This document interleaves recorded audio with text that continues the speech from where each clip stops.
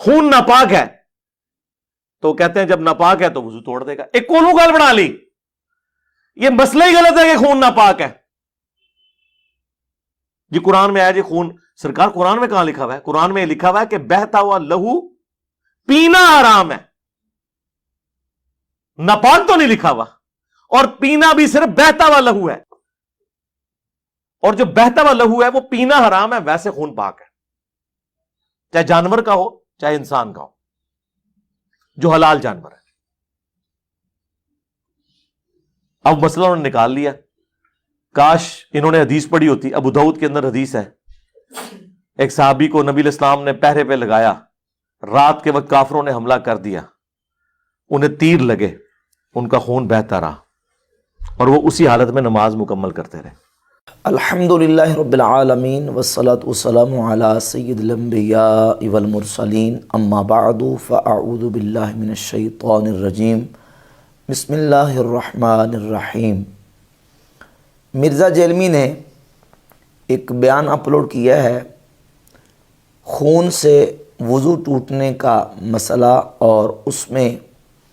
یہ ثابت کرنے کی کوشش کی ہے کہ احناف یہ لوگوں کو دھوکہ دیتے ہیں کہ خون نکلنے سے وضو ٹوٹ جاتا ہے. اور اس کلپ میں مرزا جیلمی نے امام اعظم ابو حنیفہ رحمۃ اللہ تعالی علیہ اور احناف کے خلاف بہت زیادہ منفی پراپیگنڈا کیا ہے, غلط بیانی کی ہے, جھوٹ بولے ہیں اور دھوکہ دہی سے کام لیا ہے. اسی کلپ کے اندر مرزا جیلمی نے امام ابو بکر ابن ابی شیبہ کی کتاب مصنف لابن ابی شیبہ کے حوالے سے یہ بھی کہا کہ امام ابن ابی شیبہ نے امام ابو حنیفہ کے خلاف ایک پورا باب لکھا ہے مصنف ابن ابی شیبہ کے اندر, اور یہ تاثر دینے کی کوشش کی ہے کہ امام ابو حنیفہ کے مسائل قرآن و حدیث کے خلاف ہیں. جبکہ حقیقت یہ ہے کہ امام ابو بکر ابن ابی شیبہ نے وہ جو باب لکھا ہے, پہلے تو یہ کہ اس باب کا بحمد تعالیٰ تفصیل کے ساتھ جواب لکھا جا چکا ہے. النکت الطریفہ کے نام سے محدث زاہد القوسری نے امام ابن ابی شیبہ کے ایک ایک اعتراض کا ترکی بترکی جواب دے کے بالکل دلائل کے ساتھ امام اعظم ابو حنیفہ رحمۃ اللہ کے مسائل کی حقانیت کو واضح کیا ہے, اور امام ابن ابی شیبہ کے استدلالات کے بالکل پرخچے اڑا دیے ہیں اور ان کو ہباء منصورہ کر دیا ہے. پھر دوسری بات یہ کہ یہ ائمہ کے آپس میں اختلافات ہیں. جس طرح امام مسلم رحمۃ اللہ علیہ نے امام بخاری کے خلاف صحیح مسلم کے مقدمہ میں لکھا, اور امام مسلم نے سنت کے دفاع کی وجہ سے امام بخاری رحمۃ اللہ علیہ کے خلاف بہت سخت الفاظ استعمال کیے. امام ذہبی نے سیر و اعلام النبلاء میں اس کی وضاحت کی ہے کہ یہ امام مسلم نے امام بخاری کے بارے میں جو الفاظ استعمال کیے ہیں یہ اپنی حدت طبع کی وجہ سے اور سنت کی محافظت اور سنت کے دفاع کی وجہ سے انہوں نے یہ جلال میں آ کے الفاظ لکھ دیے, یہاں تک کہ امام بخاری کو امام مسلم نے حدیث کی توہین کرنے والا قرار دیا صحیح مسلم کے مقدمہ روایت نمبر 92 کے تحت. اب سوال یہ پیدا ہوتا ہے کیا امام بخاری سنت کی توہین کرنے والے تھے, سنت کو حقیر جاننے والے تھے؟ امام مسلم نے توہین الحدیث کے الفاظ صحیح مسلم کے مقدمہ روایت نمبر 92 کے تحت لکھے, تو یہ ان سے مسٹیک ہوئی ہے, یہ ان سے حدت طبع کی بنیاد پہ, صرف ایک منہج کے اختلاف کی بنیاد پہ. چونکہ امام بخاری اور امام مسلم کا منہج حدیث کے اصول کے حوالے سے ایک مسئلہ میں مختلف تھا. امام مسلم رحمۃ اللہ کا منہج یہ ہے کہ راوی مروی عنہ سے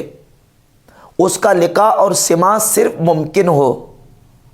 اور وہ مدلس نہ ہو, ان کے ساتھ بھی روایت کرے تو اس کی روایت متصل قرار پا کے صحیح قرار پائے گی. جبکہ امام بخاری رحمۃ اللہ کا اور امام علی بن مدینی کا منہج یہ ہے کہ راوی مروی عنہ سے حدیث بیان کرے, سماع اور لقاء ثابت نہ ہو. اگر وہ ان کے ساتھ روایت کرتا ہے تو اس کی روایت قابل قبول نہیں ہوگی, وہ ضعیف ہوگی. امام مسلم کا منہج ہٹ کے, تو یہ منہج کا اختلاف تھا. امام ابو بکر ابن ابی شیبہ نے اگر امام ابو حنیفہ کے خلاف کوئی بات کی تو ان کے منہج کا اختلاف ہے۔ امام اعظم ابو حنیفہ رحمۃ اللہ تعالیٰ کی ذات گرامی قدر کے جتنے مسائل پر امام ابو بکر ابن ابی شیبہ نے اعتراض کیا ان کا ترکی بترکی بحمد تعالیٰ دلائل کے ساتھ محدث زاہد القوسری نے النکت الطریفہ میں جواب دیا ہے، اور امام ابو بکر ابن ابی شیبہ کے استدلالات کے پرخچے اڑا کے رکھ دی ہیں۔ تو مرزا جرمی نے اس طرح کے منفی پراپوگنڈے کر کے احناف کے خلاف تاثر دینے کی کوشش کی، اور پھر اس میں ایک مغالطہ یہ بھی دیا کہ امام ابو حنیفہ رحمۃ اللہ علیہ جو ہے ان کے اکثر مسائل وہ تابعین سے ماخوذ ہیں، انہوں نے تابعین سے لیے ہیں،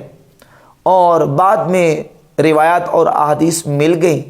تو ان کے مسائل حدیث کے خلاف نکلے، اور چونکہ تابعین کے دور میں جھوٹ عام ہو چکا تھا،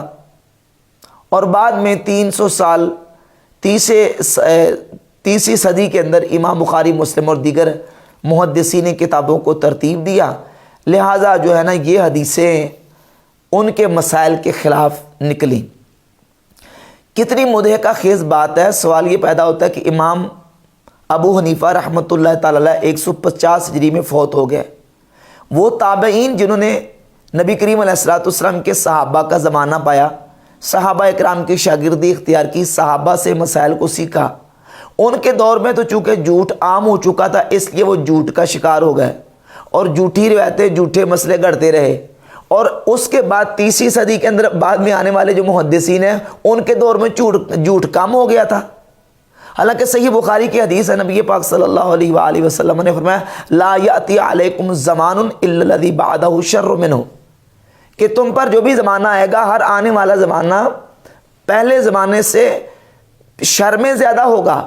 اس میں شریر لوگ زیادہ ہوں گے۔ تو امام ابو حنیفہ کا زمانہ تو خیر القرون کا زمانہ ہے، وہ تو تابعین اور صحابہ کا زمانہ ہے،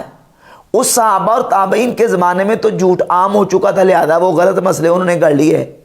تو امام بخاری رحمۃ اللہ کا جو دور ہے، امام مسلم، ترمذی، ابو داؤد، ابن ماجہ، نسائی کا، یہاں جو لوگ ہیں وہ آسمان سے اترے تھے اس دور میں، اور اس دور میں جھوٹ کم ہو گیا تھا، اس سے پہلے جھوٹ زیادہ تھا۔ صرف اپنا مسئلہ سیدھا کرنے کے لیے اور احناف کے خلاف لوگوں کے دلوں میں بغض بھرنے کے لیے اس طرح کی اوچھیت کرنے مرزا جیلمی اختیار کرتا ہے۔ اب خون نکلنے سے وضو ٹوٹنے والا مسئلہ، کیا یہ امام ابو حنیفہ رحمۃ اللہ کا مسئلہ قیاس سے ثابت ہے یا اس پر قرآن و سنت سے دلائل موجود ہیں؟ تو مرزا جیلمی نے اس پر یہ دعویٰ کیا ہے کہ یہ حنفیوں کا مسئلہ قیاسی ہے۔ انہوں نے قیاس کیا ہے کہ جو نجس چیز جسم سے نکلتی ہے اس سے وضو ٹوٹ جاتا ہے، اور جو پاک چیز جسم سے نکلتی ہے اس سے وضو نہیں ٹوٹتا۔ لعاب ہے، بلغم ہے، یہ نکلے تو وضو نہیں ٹوٹتا، پیشاب پخانہ اور خون جسم سے نکلے تو اس سے وضو ٹوٹ جاتا ہے۔ انہوں نے قیاس کیا ہے، جی انہوں نے قیاس سے کام لیا ہے، اور یہ انہوں نے اپنی طرف سے مسئلہ گڑھ لیا ہے کہ خون نکلنے سے وضو ٹوٹ جاتا ہے اور خون ناپاک ہوتا ہے۔ پہلی بات یہ کہ یہ مسئلہ جو احناف کا ہے کہ خون نکلنے سے وضو ٹوٹ جاتا ہے، یہ قیاسی مسئلہ ہے یا کہ اس پر دلائل موجود ہے؟ انشاءاللہ تعالی میں آپ کے سامنے احادیث سے، صحابہ اکرام کے آثار سے اس پر دلائل پیش کروں گا کہ یہ قیاسی مسئلہ نہیں ہے بلکہ اس پر نصوص موجود ہیں۔ اور پھر جو بات مرزا جیلمی نے کی ہے کہ یہ کہتے ہیں کہ خون چونکہ ناپاک ہے اور خون نکلنے سے وضو ٹوٹ جاتا ہے، یہ بھی انہوں نے اپنی طرف سے کوڑوں بنا لیا، مسئلہ اپنی طرف سے بنا لیا ہے کہ خون ناپاک ہوتا ہے، خون نجس ہوتا ہے۔ کہیں قرآن و حدیث میں نہیں ہے کہ خون ناپاک ہوتا ہے۔ تو اس سلسلہ میں قرآن مجید فرقان حمید کی سورۃ الانعام کی آیت نمبر 145 سے میں گفتگو کا آغاز کرتا ہوں۔ اللہ رب العزت نے جو چیزیں حرام کی ہیں ان کا تذکرہ اس آیہ مبارکہ میں فرمایا ہے۔ اعوذ باللہ من الشیطان الرجیم، بسم اللہ الرحمن الرحیم۔ قل لا اجد فیما اوحی الی محرما علی طاعم یطعمہ الا ان یکون میتۃ او دما مسفوحا او لحم خنزیر فانہ رجس۔ قرآن مجید میں واضح طور پر اللہ رب العزت نے فرمایا کہ محبوب فرما دیجئے جو مجھ پر وحی کیا گیا اس میں میں حرام نہیں پاتا کھانے والے پر جو وہ کھاتا ہے، مگر یہ کہ وہ شے ہو مردار، او لحم خنزیر او دم مسفوحا، یا بہا ہوا خون یا خنزیر کا گوشت، فَإِنَّهُ رِجْسٌ، پس وہ ناپاک ہے، وہ پلید ہے۔ رجسن، پلید، ناپاک کو کہتے ہیں۔ قرآن مجید کی آیات اور احادیث مبارکہ اس کے اوپر باقاعدہ دلائل کے طور پر موجود ہیں۔ فَإِنَّهُ رِجْسٌ، اور یہ جو ہو ضمیر ہے یہ راجع ہے شے محرم کی طرف، یعنی جو شے پیچھے مذکور ہوئی ہے جس کو حرام کیا گیا ہے وہ۔ فَإِنَّهُ رِجْسٌ، پس وہ ناپاک ہے۔ قرآن مجید کی اس آیت کی تفسیر کرتے ہوئے امام قرطبی اپنی تفسیر الجامع لاحکام القرآن، مشہور ہے تفسیر قرطبی کے نام سے، جلد 2 صفحہ 217 پہ لکھتے ہیں: اتفق العلماء علی ان الدم حرام نجس لا یؤکل ولا ينتفع به، اس بات پر علماء کا اتفاق ہے کہ خون ناپاک ہے، نجس ہے، حرام ہے، حرام بھی ہے اور ناپاک بھی ہے، اور نہ اس کو کھایا جا سکتا ہے اور نہ ہی اس سے کوئی نفع حاصل کیا جا سکتا ہے۔ امام ابن حجر عسقلانی فتح الباری شرح صحیح بخاری کی جلد نمبر 1 صفحہ نمبر 464 پہ حدیث نمبر 240 کے تحت لکھتے ہیں: وَالدَّمُ نَجِسٌ اتفاقاً، فرماتے ہیں کہ خون بالاتفاق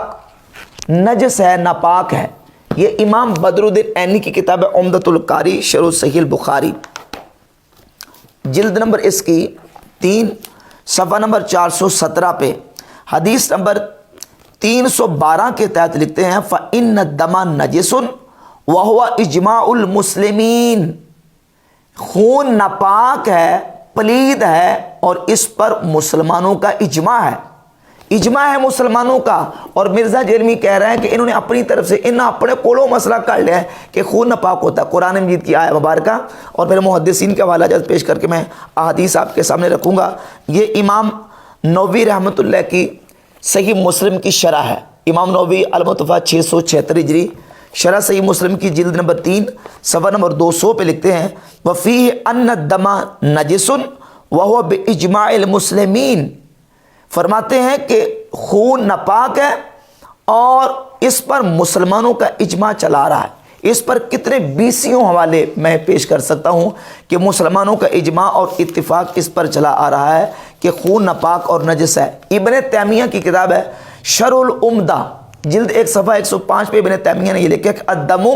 لم یختلف الناس فیہ، خون کے نجس ہونے میں مسلمانوں کا کوئی اختلاف نہیں۔ امام ابن عبد البر اندلسی اپنی کتاب الاستذکار جلد 1 صفحہ 331 پہ لکھتے ہیں: لا خلاف ان الدم المسفوح رجس، اس میں کوئی اختلاف نہیں کہ جو رگوں کا بہنے والا خون ہے وہ ناپاک ہے اور نجس ہے۔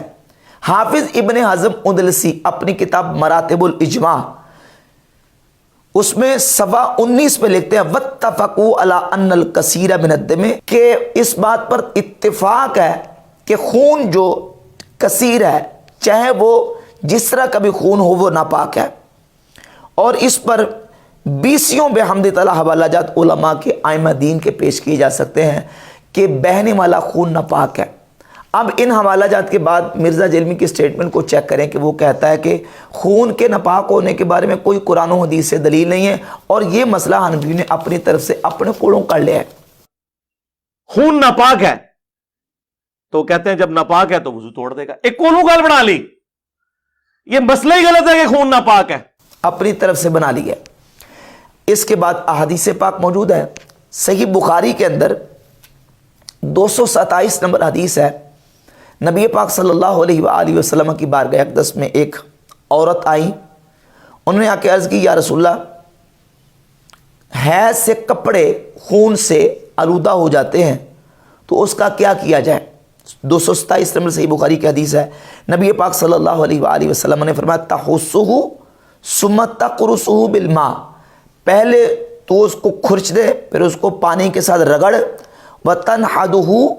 اور پھر اس کو پانی کے ساتھ دھو ڈال، اور پھر تو اس کپڑے کے اندر نماز پڑھ جس کپڑے کو خون لگ گیا ہے۔ اس حدیث کے اوپر امام بخاری رحمۃ اللہ علیہ نے باب قائم کیا، باب غسل الدم،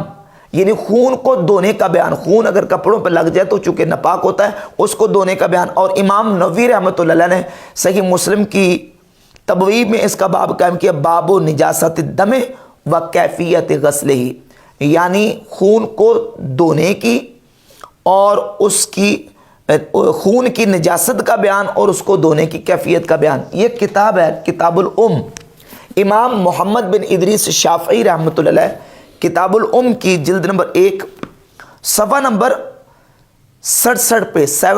67 پہ اس حدیث جو حضرت اسماء سے صحیح بخاری کی 227 نمبر حدیث ہے اس کے تحت لکھتے ہیں فی ھذا دلیل علی ان دم الحیض نجس، اس میں دلیل ہے کہ حیض کا خون ناپاک ہے. وقضا کل دم غیرہ، اس کے علاوہ جتنے بھی خون ہیں فرماتے ہیں کہ وہ ناپاک ہے. جیسے حیض کا خون ناپاک ہے، امام شافعی فرماتے ہیں وقضا کل دم، اس کے علاوہ جتنے خون ہیں وہ بھی ناپاک ہے. اب آئیے صحیح بخاری کی حدیث نمبر 228 کی طرف. اس میں فاطمہ بنت ابی حبیش رضی اللہ تعالی عنہ وہ فرماتی ہیں کہ نبی پاک صلی اللہ تعالی علیہ وآلہ وسلم کی بارگاہ اقدس میں انہوں نے سوال کیا کہ یا رسول اللہ مجھے استحاضہ ہوتا ہے اور بیماری کا خون آتا ہے اور میں پاک نہیں رہتی، تو کیا میں نماز چھوڑ سکتی ہوں؟ تو نبی پاک صلی اللہ علیہ وآلہ وسلم نے ان کو فرمایا لا انما ذالک عرق، نماز نہیں چھوڑ سکتی کیونکہ یہ جو خون آتا ہے یہ رگ کا خون ہے. فَإِذَا أَقْبَلَتْ حَيْضَتُكِ فَدَعِ الصَّلَاةَ، جب تجھے حیض آ جائے تو تم نماز چھوڑ دیا کرو، اور جب حیض گزر جائے فَغْسِلِي عَنْكِ الدَّمَ، الفاظ پہ غور کیجئے، فَغْسِلِي عَنْكِ الدَّمَ، الدم کے اوپر الف لام استغراق کی ہے کہ جب تجھے حیض ختم ہو جائے تو جو تیرے کپڑوں پر خون لگا ہے اس کو دھو ڈال پھر نماز پڑھ. صحیح بخاری کی 228 نمبر حدیث کے اوپر حافظ ابن حزم اندلسی نے المحلہ کی جلد نمبر 1 صفحہ نمبر 115 پہ لکھا ہے کہ ھذا عموم منہ صلی اللہ علیہ وآلہ وسلم لنوع الدم، کہ یہ نبی کریم صلی اللہ علیہ وآلہ وسلم کی طرف سے جو جواب تھا اس میں الفاظ نبی پاک علیہ الصلوۃ والسلام نے عمومی بیان فرمائے، عام الفاظ بیان کیے ہیں. یعنی سوال خاص تھا اور جواب نبی پاک علیہ الصلوۃ والسلام نے عام بیان فرما کے یہ بتا دیا کہ دم حیض ہو یا مطلق کوئی بھی خون ہو وہ جسم پر بدن پر لگا ہو تو اس کو دھونا چاہیے اور اس کو دھو کے نماز پڑھنی چاہیے. مصنف ابن ابی شیبہ میں جلد 12 صفحہ نمبر 147 روایت کا نمبر 24867 ہے. امام حسن بصری رحمۃ اللہ تعالی علیہ اور امام محمد بن سیرین دونوں بہت بڑے جلیل القدر تابعی ہیں. انہما کانا یکرہان ان یطلا رأس الصبی من دم العقیقۃ، دونوں مکروہ جانتے تھے کہ عقیقہ کرنے کے بعد جانور کا خون بچے کے سر پر لگایا جائے. وقال الحسن رجس، امام حسن بصری فرماتے ہیں کہ بچے کے سر پر عقیقے کا خون نہیں لگانا چاہیے. فإنہ رجس، کیونکہ یہ ناپاک ہے، پلید ہے. تو یہ جو خون کے ناپاک ہونے کا مسئلہ ہے یہ صرف احناف کا مسئلہ نہیں ہے. امام بدر الدین عینی، امام ابن حجر عسقلانی، امام نووی اور امام قرطبی اور ابن تیمیہ اور امام ابن عبد البر اندلسی اور ابن حزم اندلسی، ان تمام کے میں حوالہ جات پیش کر کے بحمد تعالیٰ یہ ثابت کر چکا ہوں کہ خون کے نجس اور ناپاک ہونے پر امت کا اجماع اور اتفاق ہے، اس میں مسلمانوں کا اختلاف نہیں ہے. اور مرزا جلمی یہ کہہ رہا ہے کہ خون جو ہے یہ ناپاک ہے، یہ حنفیوں نے اپنی طرف سے مسئلہ گاڑ لیا، ان کے پاس کوئی دلیل موجود نہیں. صحیح بخاری مسلم کی حدیث میں نے آپ کے سامنے پیش کی. اور اس کے علاوہ سنن ابی داؤد میں 1114 نمبر حدیث ہے. ام المؤمنین سیدتنا عائشہ صدیقہ رضی اللہ تعالی عنہ فرماتی ہیں کہ نبی پاک صلی اللہ علیہ وآلہ وسلم نے فرمایا اذا احدث احدکم فی صلاتہ فلیأخذ بانفہ ثم لینصرف، جب تم میں سے کسی کو نماز کے اندر حدث لاحق ہو جائے، بے وضو ہو جائے، تو اب اس کو خجالت اور شرمندگی سے بچانے کے لیے ہمارے دین نے، ہمارے شریعت نے ایک طریقہ اس کو ہیلا بتایا کہ وہ صف کے اندر سے اپنی ناک پکڑ کے پیچھے چلا جائے. کسی کی ہوا خارج ہو جاتی ہے، کسی کو حدث لاحق ہو جاتا ہے، بے وضو ہو جاتا ہے، تو وہ ایسے ہی نہ چلا جائے بلکہ وہ اپنی ناک پکڑ کے واپس جائے. ناک پکڑ کے کیوں واپس جائے؟ اس لیے کہ ناک پکڑ کے جائے گا تو لوگوں کو تاثر یہ ملے گا کہ اس کی نکسیر پھوٹ گئی ہے. اچھا، تو نکسیر پھوٹنے سے کیا ہوگا؟ نکسیر پھوٹنے سے کیا وضو ٹوٹ جاتا ہے؟ کیا نکسیر پھوٹنے سے کچھ ہوتا ہے؟ کچھ ہوتا ہے تو تبھی تو شریعت نے یہ ہیلا بتایا ہے۔ نکسیر پھوٹنے سے کوئی ضابطہ کوئی مسلمانوں کے ہاں ہے، تبھی تو یہ حکم بتایا گیا، اور تبھی تو یہ جو ہیلا بتایا گیا ہے کہ تم ناک پکڑ کے واپس پیچھے چلے جاؤ، تاکہ لوگوں کو یہ تاثر ہو کہ اس کی نکسیر پھوٹ گئی، اس کا وضو ٹوٹ گیا اور یہ وضو کرنے کے لیے گیا، اور یہ حدیث صحیح ہے۔ اور اس سے بھی بحمد تعالیٰ دو مسئلے ثابت ہو گئے۔ ایک مسئلہ تو یہ بھی کہ نکسیر پھوٹے اور خون اگر نکلتا ہے تو وہ ناپاک ہوتا ہے، اور دوسرا یہ بھی کہ نکسیر پھوٹنے سے، خون نکلنے سے وضو ٹوٹ جاتا ہے، وضو باقی نہیں رہتا۔ اب امام ابو حنیفہ رحمۃ اللہ کا یہ مسئلہ ہے، یا کہ یہ صحابہ کرام رضی اللہ تعالی عنہم اجمعین کا عمل ہے، تو صحیح سند کے ساتھ، بالکل صحیح سند کے ساتھ امام مالک رحمۃ اللہ علیہ نے اپنی کتاب الموطا میں اپنی سند کے ساتھ مالک نافع سے روایت کر رہے ہیں، اور نافع ڈائریکٹ عبداللہ ابن عمر رضی اللہ تعالیٰ عنہما سے حدیث بیان کرتے ہیں کہ سیدنا عبداللہ ابن عمر رضی اللہ تعالیٰ عنہما اذا رعفا انصرفا، جب ان کی نکسیر پھوٹ جاتی نماز میں تو وہ واپس چلے تھے، فتودع ثم رجع فبنا ولم يتکلم، نکسیر پھوٹتی واپس جاتے، جا کے وضو کرتے، اور وضو کر کے دوبارہ واپس آتے، اور اگر کلام نہیں کیا ہوتا تھا درمیان میں تو اسی جگہ پہ آ کے نماز کی بنا کرتے تھے، نماز کو وہیں سے شروع کرتے تھے۔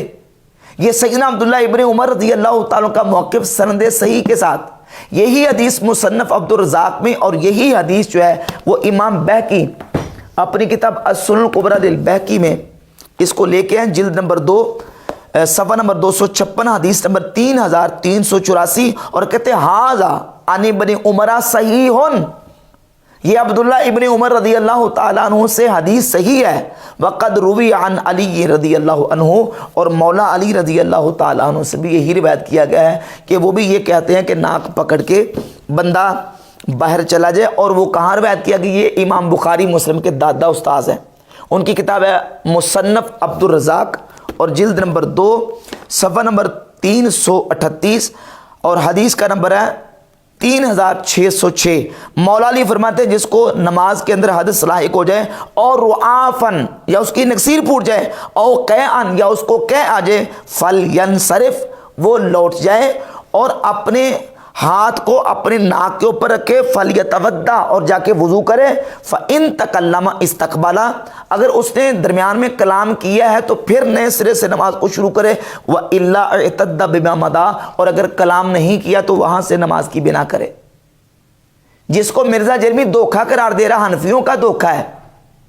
اگر خون نکلنے سے وضو کے ٹوٹنے کا مسئلہ یہ دھوکہ ہے تو نعوذ باللہ تعالیٰ یہ دھوکہ مولا علی دے رہے ہیں، نعوذ باللہ تعالیٰ یہ عبداللہ بن عمر دھوکہ دے رہے ہیں، الیاذ باللہ تعالیٰ۔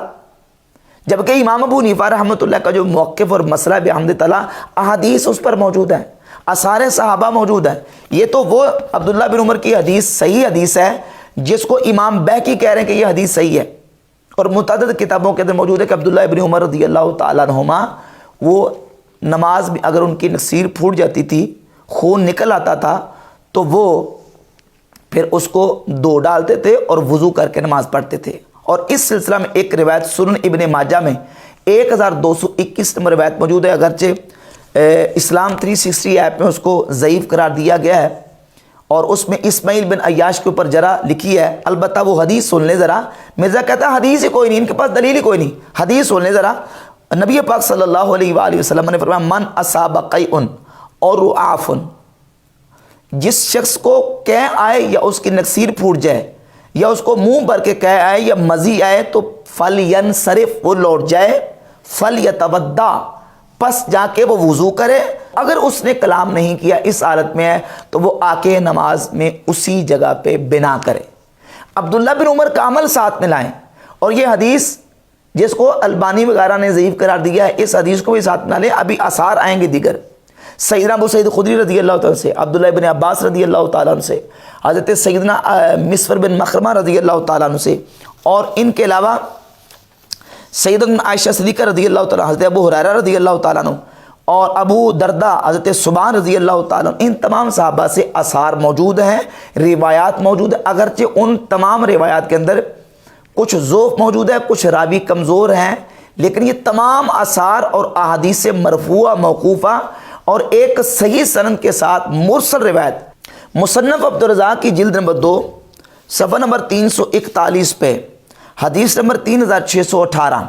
امام ابن جریج اپنے والد سے روایت کرتے ہیں، اور وہ رسول اللہ صلی اللہ علیہ وسلم سے حدیث بیان کرتے ہیں کہ نبی پاک صلی اللہ علیہ وآلہ وسلم نے فرمایا جب تم میں سے کسی شخص کو نماز کی حالت میں اس کی نکسیر پھوٹ جائے یا اس کو منہ بھر کے کہہ آ جائے تو اس کو دو ڈالے یا وہ مزی پائے فَلْيَنْصَرِفْ فَلْيَتَوَضَّأْ، اسے چاہیے کہ پس وہ لوٹ جائے اور جا کے وضو کرے اور واپس آئے اور وہیں سے بنا کرے جہاں سے اس نے نماز کو چھوڑا ہے، اگر اس نے درمیان میں کلام نہیں کیا۔ اب یہ جو روایت ہے مصنف عبدالرزاق کے اندر، یہ روایت مرسل ہے، اور احناف کے ہاں، امام مالک کے ہاں اور امام شافعی رحمۃ اللہ کے ہاں کچھ شرائط کے ساتھ مرسل حدیث حجت ہوتی ہے، اس کو بطور دلیل پیش کیا جاتا ہے، اور اس مرسل کو ہمارے احناف کے ہاں حجت مانا گیا، اور اس پر دیگر بحمد تعالیٰ میں نے احادیث اور روایت اور دلائل بھی اس پر پیش کیے،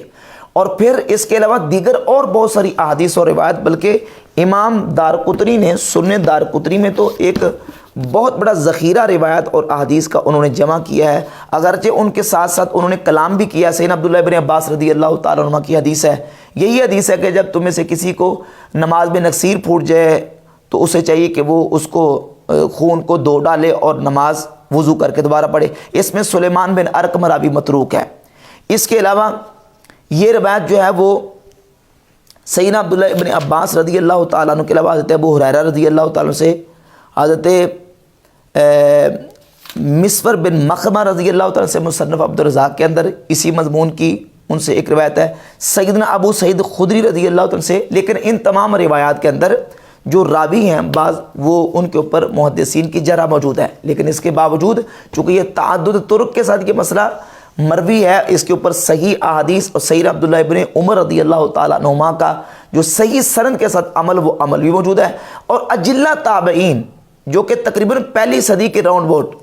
پہلی صدی کے اندر یا پہلی صدی کے قریب قریب ان کا انتقال ہوا ہے، ان دین کے اماموں اور صحابہ کے شاگردوں تابعین نے اس پر فتوے دیے ہوئے ہیں کہ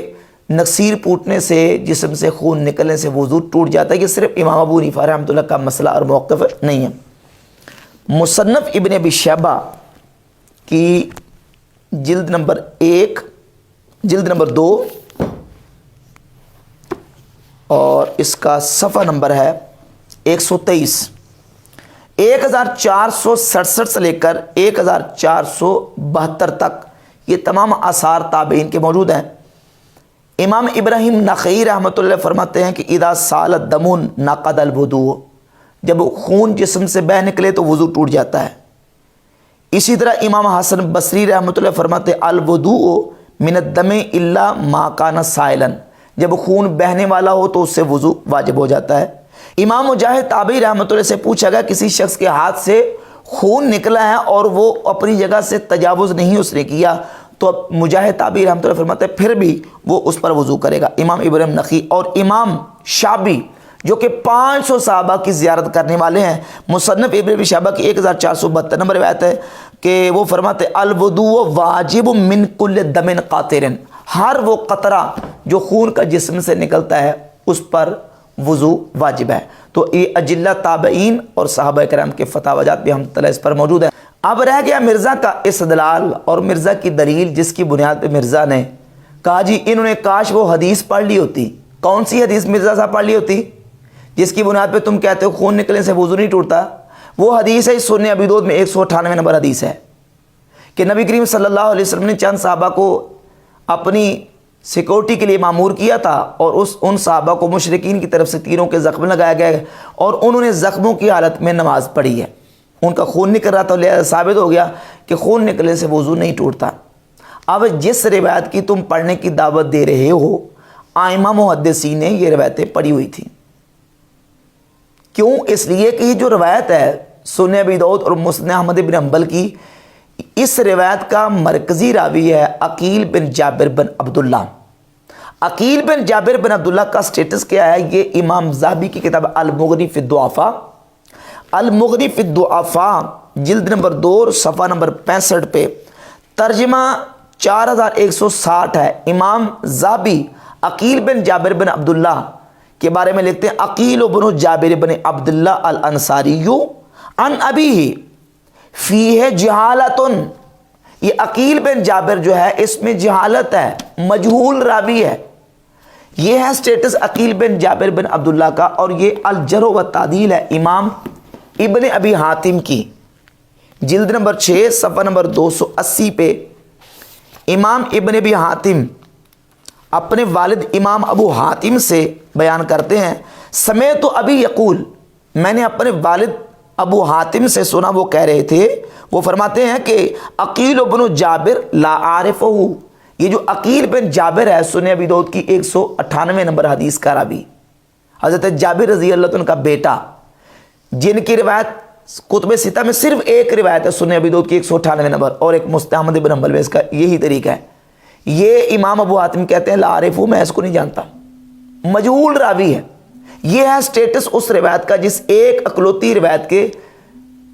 کی وجہ سے مرزا جلمین تمام دلائل کو بائی پاس کر کے احناف کے خلاف پراپوگنڈا کر رہا ہے کہ یہ ان کے پاس دلیل کوئی نہیں ہے، قیاس سے مسئلہ ثابت کرتے ہیں. اور بحمد تعالیٰ ہمارے پاس صحابہ کرام کے آثار موجود ہیں، احادیث مرسلات موجود ہیں، نبی پاک صلی اللہ تعالیٰ علیہ وسلم کی جو نا وہ مرفوع احادیث موجود ہیں. اب رہے گی وہ جو مرفوع احادیث ان کے بارے میں محدثین کلام کیا جو وہ ضعیف ہے، تو یہ منہج کا اختلاف ہے. البانی صاحب کے بارے میں بھی میں نے سنا ہے کہ انہوں نے صحیح مسلم کی کوئی 12 روایتوں کے ساتھ اختلاف 30 سے اوپر ضعیف کرا دی انہوں نے، لیکن بعد میں رجوع کیا انہوں نے؟ نہیں کیا ہے. وہ مرتے مرتے بھی شیخ البانی کی جو ہے نا اس کی امام بخاری رحمۃ اللہ علیہ کی صحیح بخاری، اس میں سے کئی روایتوں کو ضعیف کرا دیں گے مرتے مرتے. اچھا، وہ وجہ کیا تھی؟ سلسلہ ان کی منہج کی غلطی ہے، خامی ہے منہج. نہیں، دوسری بخاری 2 گتوں کے درمیان جو کچھ لکھا ہے وہ صحیح ہے؟ نہیں نہیں، یہ عام لوگوں کو نہیں پتا، ہمارے سلفی بھائیوں کو بھی. ہم یہ تو نہیں کہتے کہ بعض کی ائمہ کا منہج خراب تھا، ہم یہ کہتے ہیں امام ابو حنیفہ نے، امام مالک نے جن احادیث سے استدلال کیا ان کے نزدیک یہ احادیث صحیح تھیں، ان کے نزدیک یہ احادیث آثار صحابہ کے مطابق تھیں، تابعین کے عمل اور تابعین کے فتوے کے مطابق تھیں، تو انہوں نے ان احادیث کو قبول کر کے ان کے مطابق عمل کیا ہے.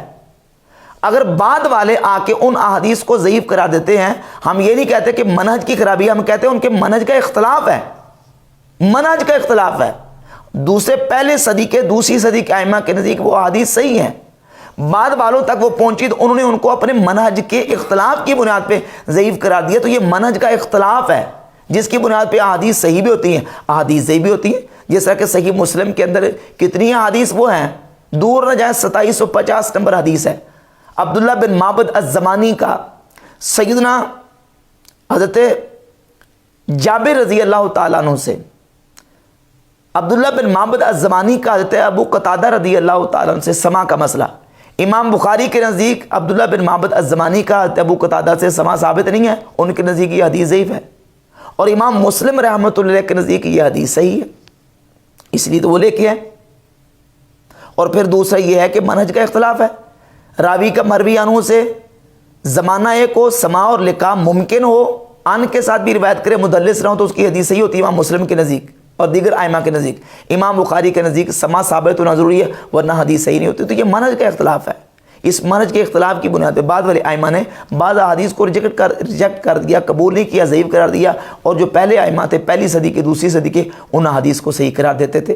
اور آخر میں رہ گیا مسئلہ یہ، ایک اور مسئلہ بھی جو اہم ہے وہ یہ ہے کہ احناف کے نزدیک شہید کا خون پاک ہوتا ہے جب تک اس کے بدن کے ساتھ، جسم کے ساتھ لگا ہوا ہے، کپڑوں کے ساتھ لگا ہوا ہے تو شہید کا خون پاک ہوتا ہے. ہماری فقہ کی کتابوں میں یہ مسئلہ واضح طور پر مرقوم ہے. یہ امام ابن نجار کی کتاب البحر الرائق، البحر الرائق اس کی جلد نمبر 1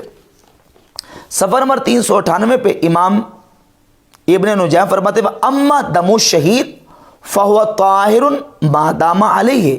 باقی رہ گیا شہید کا خون تو وہ پاک ہے جب تک اس کے جسم کے ساتھ لگا ہو. فَإِذَا أَبْيَنَ مِنْهُ كَانَ نَجِسًا، جب اس کے جسم سے جدا ہو گیا تو پھر ناپاک قرار دیں گے، ورنہ جب تک اس کے کپڑوں اور جسم کے ساتھ شہید کا خون لگا ہوا ہے تو اس حالت میں وہ پاک ہوتا ہے. اور اس پر صحیح بخاری سے